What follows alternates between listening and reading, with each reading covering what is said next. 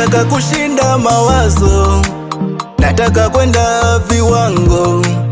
Thamani yangu sio mawazo, nataka kuwa na mipango. Ili kuwa na mipango, lazima niwe na imani.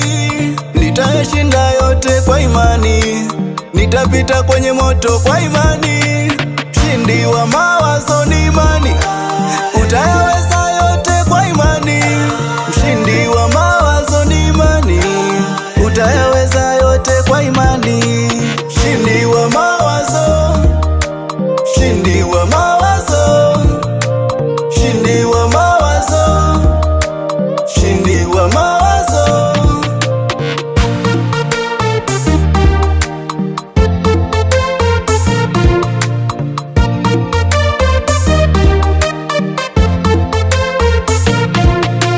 Zingatia yote unapojaribu mara nyingi.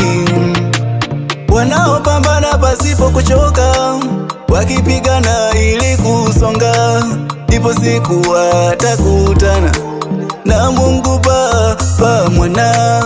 Nitashinda yote kwa imani, nitapita kwenye moto kwa imani. Mshindi wa mawazo ni imani, utayaweza